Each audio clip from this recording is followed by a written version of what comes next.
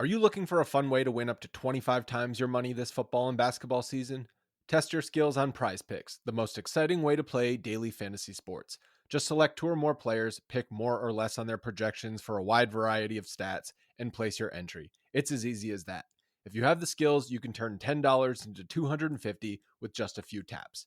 Easy gameplay, quick withdrawals, and injury insurance on your picks are what makes Prize Picks the #1 daily fantasy sports app. Ready to test your skills? Join the PrizePicks community of more than 7 million players who have already signed up. Right now, PrizePicks will match your first deposit up to $100. Just visit prizepicks.com/bluewire and use code BLUEWIRE. That's code BLUEWIRE at prizepicks.com/bluewire for a first deposit match of up to $100. PrizePicks, daily fantasy sports made easy. Today's episode is brought to you by Cars.com. With over 2 million vehicles and 50,000 more added every day, Cars.com will match you with the perfect car for you, your budget, your life, your style. And if you're ready to say goodbye to your current car, Cars.com will get you an instant offer to cash it in. Just start by entering your license plate and get matched with a local dealer who will write you the check. So whether you're looking to buy or sell, just go to Cars.com. It's magical.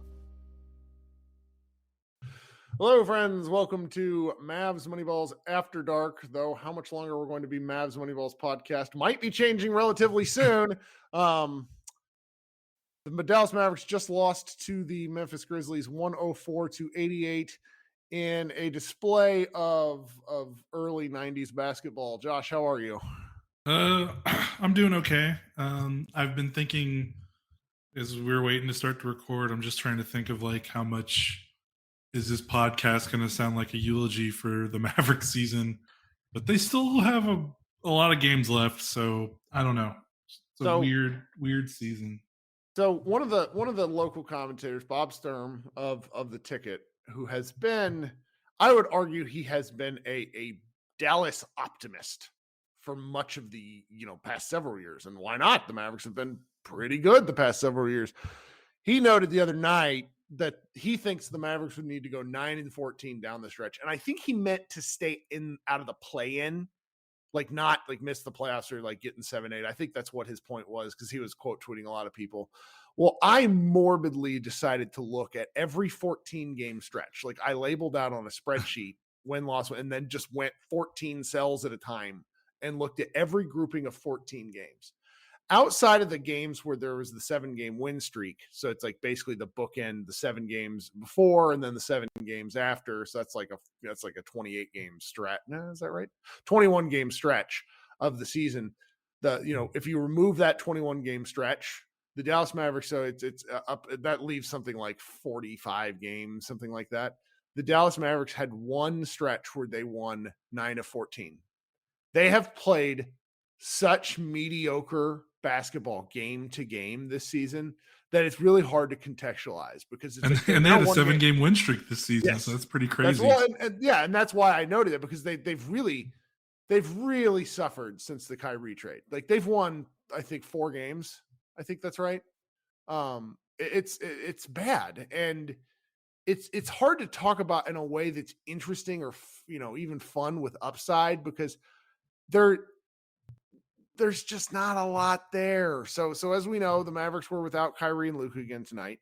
And then with the added insult to injury, Christian Wood came up on the injury report late and didn't play. All 3 were at the game. All 3 watched the game from the bench.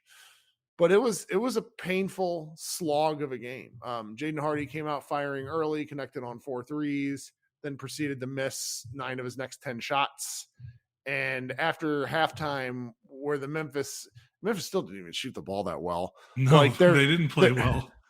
The Memphis 3-point, like the Memphis was like a sub 25% 3-point shooting team, I think, in the first half. And then they just hit just enough. Just enough, yeah. And they basically extended the lead to 10 in the third. And then in the final minutes of the third, they extended it to 16 and the game was over. The only things that I liked about this game was Josh Green's hyper efficiency, 23 points on 10 of 15 shooting, 7 assists, 5 rebounds. And you and I were having a little bit of a back and forth in the chat about Jaden Hardy. He had 28 points, high point for the game. I have to, you just got to respect 25 shot attempts. That's hard to do in an NBA game. And this was kind of a low possession game. It was. Yeah, there's really, this is like a sum of all fears nightmare game. Yeah. Yeah. And it's the kind of game that probably makes Saturday more disheartening that they didn't steal that. You feel a little bit better if they would have split these last two games for sure. Right. But you just look at, I think the thing about this game that was hugely disappointing is, while it's fun that Josh Green had a great game and it's fun that Jaden Hardy had some moments, even if, he overall didn't play a great game, he kind of did what he could do, considering he's a rookie and a second round rookie at that. Yeah. He had 8 rebounds, he played hard. He led the team in rebounds. Yeah. But that kind of goes back to my point here, is that it's kind of disappointing that when your season is hanging in the balance, it's great that Green and Hardy did what they did, but you look at all of the guys that are veterans that are in this rotation, regardless of Luka or Kyrie's injuries, and just about every single one of them played a horrible game. Tim Hardaway Jr. gets a little bit of a credit because I think he was hurt. He hurt himself this game, and he kind of played through it. If he's on the injury report and misses the next game, I won't be surprised. Right, and he also basically has been on fire since the All-Star break, so that's right. You give him a little bit of a pass, but again, he was 5 points in 28 minutes. Reggie Bullock was 5 points in 33 minutes. Dwight Powell was 2 points, 5 rebounds in 17 minutes. He was 1 of 5 from the floor, shot 2 threes, which was not great. And then Maxi Kleba, your other veteran that you're relying on, 25 minutes, scored 1 point, had 3 rebounds. He made some cool plays, defensive plays at the rim. That's great. But this is a guy that's like your closing the game big man, this is the guy they're going to close games with in the playoffs as their big man. And he had 1 point and 3 rebounds in 25 minutes. That's just bad. And it's honestly, it's like a little embarrassing when you consider the state, how important this game was. And I know I'm not expecting Reggie Bullock to start looking like Luka, or I'm not expecting him to take 18 shots and score a bunch of points, but these guys just needed to give a little bit more, especially when the young guys are kind of giving you all they could. And I think that was a little disappointing to me. McKinley Wright took 12 shots. Yep. What? Second on the team in rebounding with 6. Yeah. Are you kidding me? Where's Kleba? Where's Powell on the boards here? Where's, Bullock maybe taking a couple more? There were a lot of passed up shots. It's just disappointing. With no Luka, no Kyrie, 0-2 against a Memphis team that even doesn't have Ja, or Steven Adams is still they've still got quality players. It's not shocking. But it's just the way that really this game it's really something, because I'm not, a lot of people have really turned on Jason Kidd, harshly. The fandom has in the last week. I think in hindsight, I'm usually wrong about my snap reactions when I said after the Lakers game that I thought he should be fired. That seems to be a commonly held sentiment now, to the point to where if the Mavericks were to continue to slide, even now where they have plenty of reasons why they've slid. Luka and Kyrie are out. What are we doing? And yet there's an understanding, or at least there's a belief, that the Mavericks have really, really done this to themselves, and Kidd played a part. They were up by 10 with 9 minutes to go in the fourth quarter against the Grizzlies last game, and lost by a margin. That game swung by 17 points. And, Kidd played a part. People were all I have all sorts of messages now where it's did you just see Kidd sitting on the bench? Doesn't look like he coached at all. And it's, and this is one of these games where I'm well, what did people want him to do? Yeah. That's where it's that's where I'm okay, what is he supposed to do here? He played all the players that we wanted him to play. That's right. Played him all the minutes that we wanted them to play. I didn't really notice an awful like rotation, like I didn't notice a lineup that was, I mean, there were some lineups that were bad, but not because of Kidd. It was just because, right. What are you gonna do? You got to look at who was active and who was available tonight, and just there was no rotation jiggering that would have turned this game from a loss into a win. That's right, and there's, I think a lot of this is boil over from the losses that the Mavericks had, where he did play a part, right, and he did help. Like, he's not solely responsible for any of this, but he plays a part. And one of the things that stands out to me, because again, like, I think people misunderstand. I don't think any of our listeners misunderstand, but it's like the broader fan base. And when I engage with people who don't listen to our show or read our site, because that's just the nature of social media, where it's like, Kidd played a part in the roster. I don't understand why that's not like, do we think Nico Harrison just wanted 34-year-old JaVale McGee? Yeah. No. Like who again got a DMP? I'm not, that sort of stuff is just, it's a bit peculiar to me. Now, I think you're largely right. We have 2 games left against the Spurs, 2 games left against the Hornets, a game left against the Pacers. Yeah. The Bulls game. Yeah. Those go from being, they're now must wins. Yeah. That's they can't. That has to be what, 5-0. I don't know how many of those games. Is that 6 games? Those have to be. Yeah. Those have to be 6-0. Like, they have to. Yeah. And it's just a little on the discombobulating side to say that we're in a must-win situation for any of this, for a team that and again, I want to state that they have excuses that I think are actually viable, but what it comes back to is the things that we were pissy about earlier in the year are now coming back to haunt them because they simply have no margin for error. They cannot afford any losses. And it never changed. The team has basically been playing the same all season for the most part. This is advertiser content brought to you by Frito-Lay. Hello, I'm Chip Murphy, here to get you ready for the big tournament. Tonight we'll break down who will be cutting. Cut! What are you two doing? Sorry, Chip. Prez here got his feathers ruffled when I told him Ruffles has 0 chance of winning the title. And I was letting Dip know that she is not taking into account Ruffles' iconic ridges. Guys, it's March. We have to start talking about the tournament. We are. It is the 2023 Frito-Lay Snack It. We're talking about big-time matchups between Cheetos, Smart Food, Lay's, Sun Chips, and more. Just head to the Frito-Lay Snack Bracket and vote for your favorite chip, pretzel, or dip for a chance to win up to $1,000 or a year's worth of snacks. This sounds great. Keep up the good work. Just go to fritolaysnackit.sbnation.com. No purchase necessary. Sweepstakes ends 4/3/2023. Void where prohibited. Here's worth of snacks awarded in the form of 52 coupons, each good for 1 bag of chips. See official rules at fritolaysnackit.sbnation.com. And now they don't have the cushion for the injuries. There's going to definitely be a narrative, if this thing doesn't turn around. The narrative that's going to come from, I'm not going to say who, but the narrative that's going to come from the usual suspects is going to be, injuries, the trade. What are you going to do? It was hard to incorporate Kyrie, and the injuries bit them at the wrong time.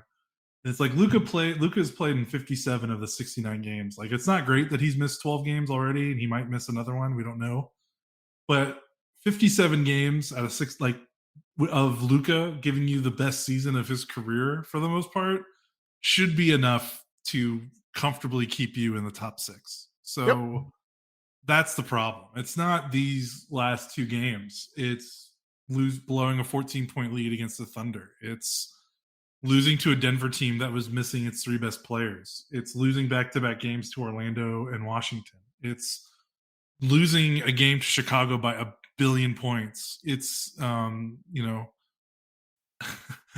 it's losing to Houston. It's all those games, and it's having to play Luka through some stretches that maybe you don't need to play him through because the team looks so utterly incapable of winning a basketball game without him. I mean, remember, we were deep into the season before the Mavericks got a win where Luka didn't score, I think, 30 points? Yeah. Like, uncomfortably deeper into the season. Like, I think it wasn't until game good Lord, I don't even know what game it was. Maybe that game against Denver. I honestly don't remember. Or maybe that game against, I think that win against Denver on December 6th. I'm just doing a quick skip. But either way, it was deep. Luka had it's not a surprise that Luka is kind of falling apart toward the end of the season, because his minutes and his load in October, November, December was absurd. And it's just, they made the trade for Kyrie and it felt like a little too late. Luka was already starting to kind of break down. We'd hoped the All-Star break would rejuvenate him, which it has the last 2 seasons. It didn't really. He had that heel injury and he never really looked right. And it's just, they could have avoided this, but the only way they could have avoided this was if they made better decisions in the summer and things like that. And they're just the sins of the last couple of off seasons, where they just didn't improve the roster. They just didn't. They just kind of kept relying on the same guys. Like, entering the season before the Kyrie trade, it was basically Reggie Bullock was their biggest, roster addition over the last 3 years. You could say Dinwiddie with the KP trade, but that's just kind of exchanging one player for, they had to trade KP to do that. Like, they had to kind of admit fault on the KP trade to get Dinwiddie. Like, just in terms of just adding a guy from nothing, like, it's been Bullock.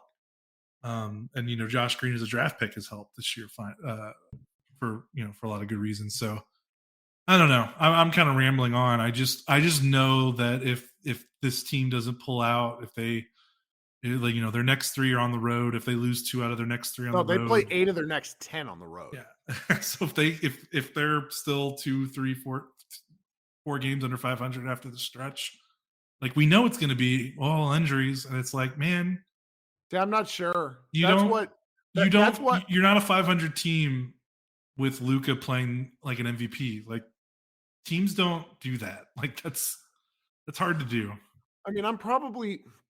I over-index individual tweets. We all do. I don't think we over-index Twitter, because I think Twitter is actually quite influential. It's partially why the Mavericks talk about it so much. Like, there's an element of, it's like, what the fan base thinks sets the pace. It eventually trickles downhill. That's kind of the case with a lot of things Twitter related. And Twitter is very displeased with this season, as they sort of should be. I don't know. I ultimately think that the Mavericks probably pull out of this tailspin, because if Luka comes back feeling even 75%, they should beat some of these teams. They really win these last 2 games with at least Kyrie, even with Luka. So right. And there's kind of a, somebody in our Slack said, what's actually wrong with Kyrie? And the answer is, in my opinion, the nearly 31, is he nearly 31? The smaller scoring guard probably getting tasked to play. Like, he said it himself. Like, it was a line that got passed over, but he said it himself, that playing 41 minutes in a loss to the Pelicans was unfortunate. And you could even, it's like, that's where it's like, there's just elements of what I'm really wondering what's. He's averaging a career high minutes per game this season. Yeah. And that's not fair to him. Like, it's gonna be taxing over the long term. Like, I am as kind of, we were both kind of out on the signing for not basketball reasons, but other stuff. But it's like the basketball portion, it's like you worry about the injuries. That's the main thing with him. And it's the history of and they're all lower body injuries for the most part. I don't I sort of question, like, it gets into the again, it gets into the coaching staff. It's like, what are we doing? Like, this stuff is known. It's existed. You can monitor minutes. Like, Maxey came back from a friggin' hamstring injury and blew past his minutes restriction in the first game. Like, it's this sort of stuff that I really think of it, like, us bitching about, and correctly bitching about kids' comments is one thing, but it's like the tactical stuff that they're messing up, I don't think will continue to be overlooked, because it's cost them games. Yeah, and then this just goes back to, well, it's like, well, why is Maxey playing so much coming back from the hamstring? Why is Kyrie playing so much? And it's because, like, look at this box score from today. It's just because they just don't have enough guys. Yeah. And, like, of course, guys are going to get taxed. Like, even if he wanted to, I don't think he could manage the minutes well, because what are you supposed to play Frank more? Are you supposed to play Theo Pinson more? Now the answer, of course, is what everyone's going to yell at us is play Christian Wood more. But I'm just so far out on the Christian Wood saga. Like, I just don't care anymore about him playing or not playing, or if he stays on the team or if he leaves. Like, I'm just kind of over that conversation because I think it's reached a ridiculous point. Sure. Talking about conspiracy theories and trying to lessen his value so they can re-sign him. Like, that's like there's a phrase. Let me see. I'm going to Google this to make sure I have this correctly. So I don't want to misstate it. There's a concept known as Hanlon's razor. It's a rule of thumb that states never attribute to malice, which is adequately explained by stupidity. So that's my thoughts on that. Where it's just like, I don't know. It's the coaching staff doesn't like him. They're not playing him. Yep. And that's not a conspiracy theory. Now that said, this does give me an opening to talk about my favorite stat of the night. Yes. Where is it here? The Dallas Mavericks big man rotation of Dwight Powell, Maxi Kleber, Davis Bertans, and Markieff Morris combined for 9 points and 11 rebounds. If you were to back out Markieff Morris's 4 points, that means those 3 players had 5 points and 11 rebounds. That's wild to say. Wild to say. Yeah. It was pretty bad. It's very painful against a team like Memphis, because Memphis does all the things we would like the Mavericks to do in terms of team building, where they've recognized the free agency is not going to be a path for them. And they recognized it long enough ago, and they had so many bites at the apple. They did have some luck. There's no other way around it. The Mavericks, the Pelicans, and the Grizzlies all had the same odds to move up in the 2019 lottery, and the other 2 teams did. And the Mavericks didn't. Like, that plays a part in this. Luck is certainly a factor, but you also make your own luck. And the Mavericks and the Grizzlies have done such a good job with the team that they've built. It's like David Roddy had his 2 career high games against the Mavericks, and he's just the exact perfect player to punish the Mavericks because he looks like a WWE wrestler driving the paint.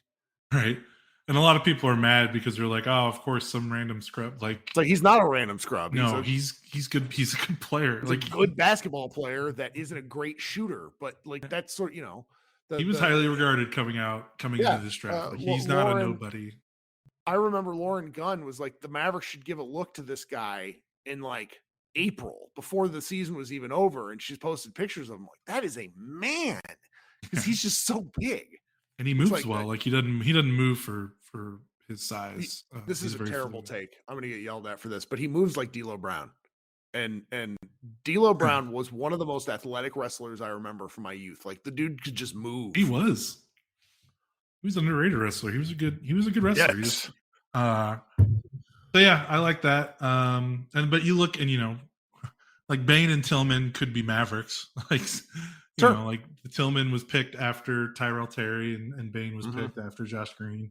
Now, of course, thankfully Josh Green has made that not hurt as bad. But you look at they've Roddy, Bane, Tillman, Jackson. Like, these are all draft guys. Jaren Jackson was their top draft pick.